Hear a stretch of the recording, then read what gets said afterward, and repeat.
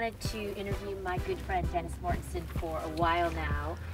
His tech startups that he's worked on has been super exciting to follow, and his latest venture, x.ai, may be his most ambitious one yet.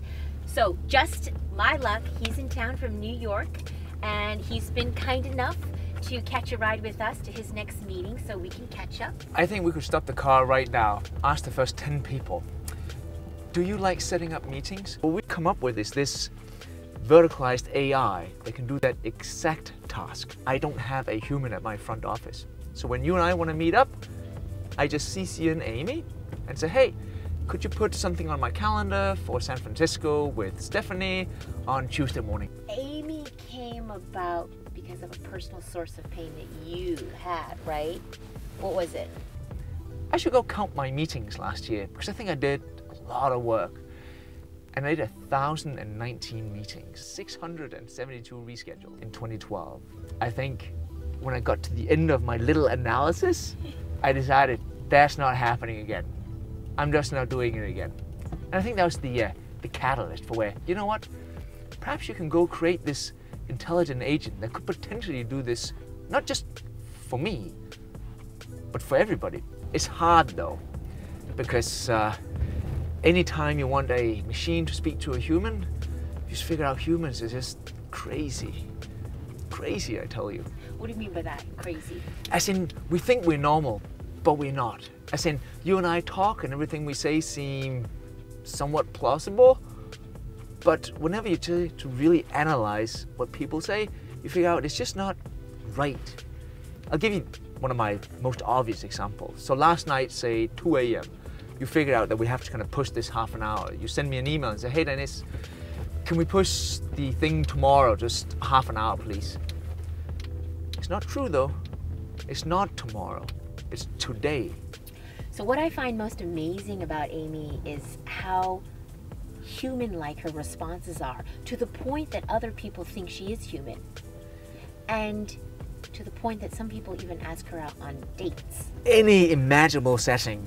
List long love notes, drinks, dates, meet me in the lobby, do you want a cup of coffee for the meeting, and all that good stuff you would do if you somehow assumed that I had a human personal assistant because you want to be nice or because you're just a guy.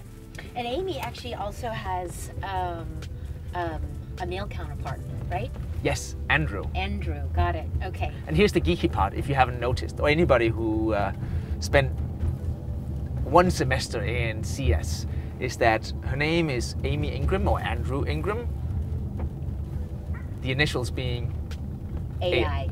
And if you've done any type of text analysis, you're doing something called engrams, which is part of her last name. Some people would call you a serial entrepreneur. Yes, I were fortunate enough to get out on the right side of the .com craze. We did our kind of seamless type company, and after that we did our predictive analytics venture that got acquired by Outbrain. We did another data heavy startup which got acquired by Yahoo. It's 20 years and here we are 2+ years into my 5th venture.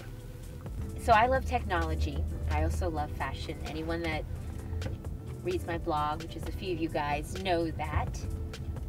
How does it feel, Dennis, to be one of the best dressed men in tech?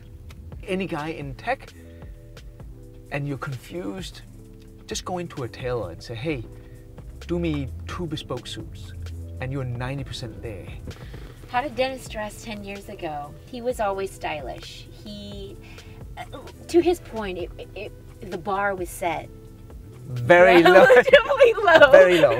Relatively low. I mean, you know, you talk about tech companies trying to disrupt old models, but where it relates to fashion, it's always been hoodies or t-shirts of your company's logo in the front, and not much else, and jeans. He dresses differently then as he does compared to how he is now, but it was still clean.